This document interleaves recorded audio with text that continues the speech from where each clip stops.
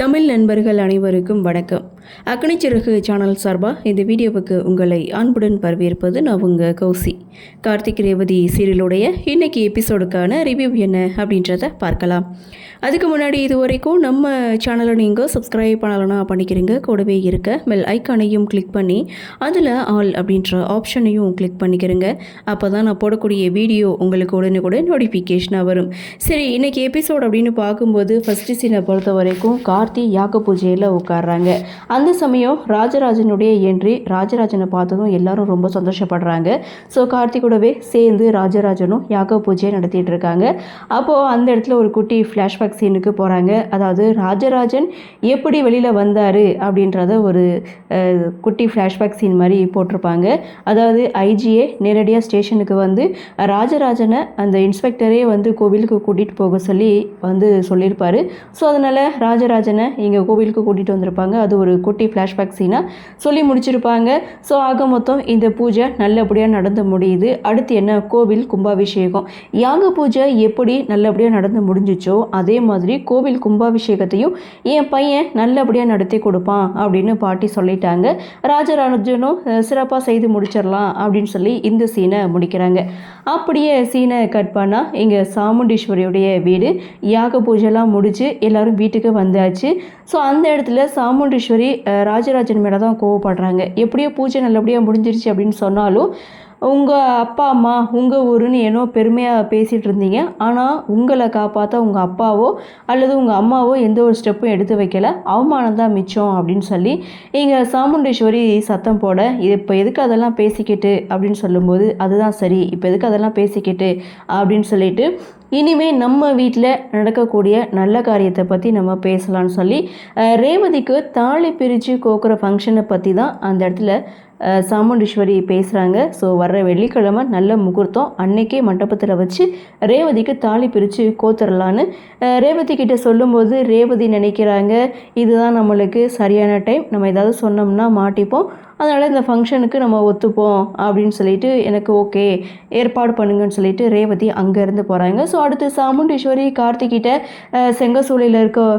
தொழிலாளர்களுக்கு சம்பளத்தை கொடுத்துட்டு வந்துடுங்க, கூடவே மாப்பிள்ளையும் கூட்டிகிட்டு போங்கன்னு சொல்லிட்டு அங்கேருந்து போகிறாங்க. இதை கேட்ட சந்திரா இதை வச்சு ஒரு பிளானை போடலாம் அப்படின்ற மாதிரி சந்திரா ஒரு பிளானை போடுறாங்க. அதாவது கார்த்தி பணத்தை எடுத்துகிட்டு போகிறானா அப்படின்னு சொல்லிட்டு சந்திரா அங்கேருந்து போகிறாங்க. அடுத்த செகண்ட் தன்னுடைய கணவர் சிவனாண்டியை மீட் பண்ணி ஸோ விஷயத்த பேசிகிட்டு இருக்காங்க. அதாவது இந்த யாக பூஜை நடக்காதுன்னு பார்த்தா நல்லபடியாக நடந்து முடிஞ்சிருச்சு, இது எல்லாமே இந்த டிரைவரோட வேலை தான், இவன் இருக்கிற வரைக்கும் நம்ம என்ன திட்டம் போட்டாலும் நடக்கவே நடக்காது அப்படின்னு சொல்லி இவங்க ரெண்டு பேரும் பேசிகிட்டு இருக்கும்போது ஸோ அந்த இடத்துல சிவனாண்டி சந்திரா கிட்ட ஒரு விஷயத்த சொல்கிறாங்க.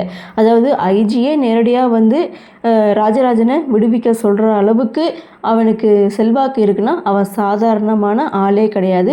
அவனுடைய பின்னணி என்ன அப்படின்றத நம்ம கூடிய சீக்கிரம் கண்டுபிடிக்கணும், அவனுடைய ஜாதகத்தையே நான் கண்டுபிடிச்சி உன் கையில் கொடுக்குறேன்னு சிவனாண்டி இங்கே சந்திரா கிட்டே சொல்லிகிட்டு இருக்காங்க. சந்திரா இது இப்போது முக்கியம் கிடையாது. ஸோ இங்கே அக்கா பார்த்திங்கன்னா அந்த டிரைவர்கிட்ட பணத்தை கொடுத்து செங்கசூளையில் வேலை பார்க்குற தொழிலாளர்களுக்கு சம்பளம் கொடுக்க சொன்னாங்க. அந்த பணம் கணக்கில் வராத பணத்தை தான் அக்கா சம்பளமாக கொடுக்க போகிறாங்க. நீங்கள் இன்கம் டேக்ஸ் ஆஃபீஸருக்கு ஃபோன் பண்ணி உடனே அந்த பணத்தை சீஸ் பண்ண சொல்லுங்கள், ஸோ கண்டிப்பாக அரெஸ்ட் ஆவா அப்படின்ற மாதிரி அந்த இடத்துல சந்திரா சிவனாண்டிக்கு ஒரு பிளானை போட்டு கொடுக்குறாங்க. அப்படியே சீனை கட் பண்ணால் இங்கே கார்த்தி ரூமுக்கு போகிறாங்க. அப்போது ரேவதி நின்றுட்டுருக்காங்க.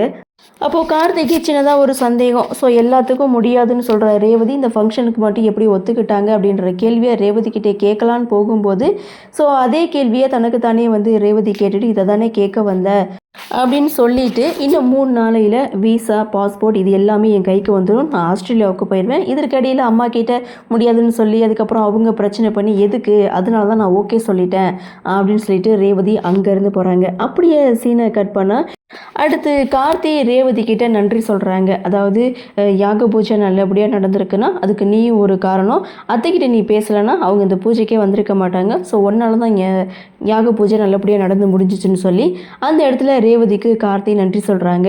அப்போது ரேவதி சொல்கிறாங்க, நியாயமான ஒரு விஷயத்தை நான் செய்திருக்கேன் அப்படின்னா அதுக்கு பதிலாக நீ எனக்கு ஒரு ஹெல்ப் பண்ணணும் அப்படின்னு சொல்லி ரேவதி கார்த்திக்கிட்ட ஹெல்ப் கேட்குறாங்க. என்ன ஏதுன்னு கேட்கும்போது ஸோ நான் ஆஸ்திரேலியாவுக்கு போகிற விஷயம் வீட்டில் இருக்கவங்க யாருக்குமே தெரியக்கூடாது, நான் போனதுக்கு அப்புறம் தான் தெரியணும், அதுக்கு நீ தான் எனக்கு ஹெல்ப் பண்ணணும் அப்படின்னு சொல்லி கார்த்திக்கிட்ட ஹெல்ப் கேட்குறாங்க. கார்த்தி பொய் சொல்லணுமா அப்படின்னு சொல்லி கேட்க, உனக்கு பொய் சொல்ல வராதுன்னு தெரியும், நீ தயங்குறன்றது நல்லாவே புரியுது, ஸோ இருந்தாலும் நான் சொல்கிறதுக்கு ஆமாம் அப்படின்றத மட்டும் நீ தலையாட்டு, அது போதும் அப்படின்னு சொல்லி ரேவதியுடைய திட்டம் என்ன அப்படின்றத கார்த்திகிட்ட சொல்கிறாங்க. கார்த்தியும் ரேவதிக்கு ஓகே சொல்கிறாங்க. அப்படியே சீனை கட் பண்ணால் ரோகிணி தன்னுடைய கணவர் மயில் வாகனத்துக்கிட்டே தனக்கு யார் ரத்தம் கொடுத்தாங்க அவங்கள நேரில் மீட் பண்ணி அவங்களுக்கு நன்றி சொல்லணும் அப்படின்னு சொல்லி மயில் வாகனத்துக்கிட்டே கேட்குறாங்க.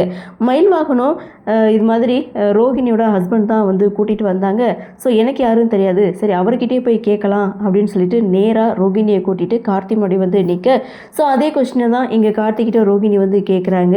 ஸோ அதெல்லாம் எதுக்குங்க வேணாம் அப்படின்னு சொன்னாலும், இல்லை என் உயிரை காப்பாற்றிருக்காங்க, ஒரு நன்றி கூட சொல்லலைன்னா எப்படி, நான் சொல்லியே தருவேன்னு ரோகிணி ஒரு பக்கம் அடம் பிடிக்க, கார்த்தி ரோகிணியை கூட்டிகிட்டு ஒரு கோவிலுக்கு போகிறாங்க. என்னங்க கோவிலுக்கு வந்திருக்கீங்க, அவங்க ஒரு முஸ்லீம் சொன்னீங்க, அப்படி இருக்கும்போது அவங்க எப்படி இங்கே கோவிலில் இருக்க முடியும் அப்படின்னு சொல்ல, உங்களுக்கு ரத்தம் கொடுத்தவங்க இந்த கோவிலில் தான் இருக்காங்க, வாங்க காமிக்கிறேன் அப்படின்னு சொல்லிட்டு ரோகிணி உள்ளே கூட்டிகிட்டு போனால் அங்கே பாட்டி தான் இருக்காங்க.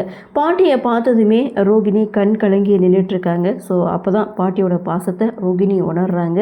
நீங்கள் தான் எனக்கு ரத்தம் கொடுத்தீங்களா, இவ்வளோ நாளும் உங்களுடைய பாசத்தை நாங்கள் புரிஞ்சுக்காமல் இருந்துட்டோம் அப்படின்னு சொல்லி கண் கலங்கி பாட்டிக்கிட்ட பேச, இந்த ஒரு நாளுக்காக தான் நான் காத்துட்டு இருந்தேன்னு சொல்லி, ஸோ ரோகிணியை பாட்டியும் புரிஞ்சுக்கிற, பாட்டியை ரோகிணியும் புரிஞ்சுக்கிற, அந்த இடத்துல ரோகிணி ரொம்ப சந்தோஷப்படுறாங்க. ஸோ கார்த்திக் அண்டு மகிழ்வாகனும் இவங்க 2 பேரும் பாட்டிக்கிட்ட சொல்லிட்டு அங்கேருந்து கிளம்புறாங்க. அப்போ தான் கார்த்தி ரோகிணிக்கிட்ட ஒரு விஷயத்த சொல்கிறாங்க. அதாவது இங்கே பாட்டியை மீட் பண்ண விஷயத்தையும் ரத்தம் கொடுத்த விஷயத்தை பற்றியும் உங்கள் அம்மா கிட்ட சொல்ல வேணான்னு கார்த்தி சொல்லும்போது, சரி நான் பார்த்துக்கிறேன், அதெல்லாம் நான் சொல்ல மாட்டேன் அப்படின்னு சொல்லிட்டு இவங்க 3 பேரும் அங்கேருந்து கிளம்புறாங்க. அடுத்து வீட்டில் துர்கா தனியாக உட்காந்து படிச்சுட்டு இருக்காங்க. அப்போது நவீனுடைய என்ட்ரி, உனக்காக தான் இந்த வீட்டில் நான் டிரைவராக சேர்ந்துருக்கேன், நீ என்ன என்னை கண்டுக்காமல் படிச்சுட்ருக்கேன்னு சொல்லி நவீன் துர்கா கிட்டே கேட்க, அப்போது துர்கா தன்னை டிஸ்டர்ப் பண்ண வேணான்னு சொல்லி நவீன் கிட்டே பேசினாலும் நவீன் தொடர்ந்து அங்கேயே நின்றுட்டு இருக்கிறதுனால நவீனை எப்படியாவது தன்னுடைய அம்மா கிட்ட மாட்டி விடணும் அப்படின்றதுக்காக துர்கா ஒரு பிளானை போடுறாங்க.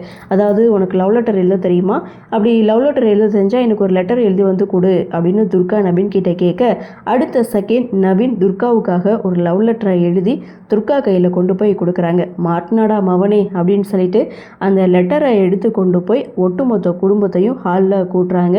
இவன் எனக்கு லவ் லெட்டர் கொடுத்துருக்கான் அப்படின்னு சொன்னதுமே எல்லாருமே செம்ம ஷாக்கிங்கில் நின்றுட்டுருக்காங்க. இதோட எபிசோடையும் முடிச்சிருக்காங்க. ஸோ அடுத்து என்ன நடக்கும் அப்படின்ற ஒரு எதிர்பார்ப்போட இந்த வார எபிசோடை முடிச்சிருக்காங்க. சரி என்ன நடக்குது, என்ன மாதிரியான சுவாரஸ்யத்தோடு கதைக்கள நகர்வை கொண்டு வராங்க அப்படின்றத நாமளும் பொறுத்திருந்து பார்க்கலாம். இன்றைய பகுதி பற்றினா உங்களுடைய கருத்தை வழக்கம் போல் கமெண்ட் செக்ஷனில் பதிவு பண்ணுங்கள். இந்த வீடியோ உங்களுக்கு பிடிச்சிருந்தால் லைக் பண்ணுங்கள், ஷேர் பண்ணுங்கள், மறக்காமல் நம்ம சேனலை சப்ஸ்கிரைப் பண்ணிக்கிறீங்கன்னு சொல்லி இந்த வீடியோவிலிருந்து விடைபெறுகிறேன். நன்றி, வணக்கம்.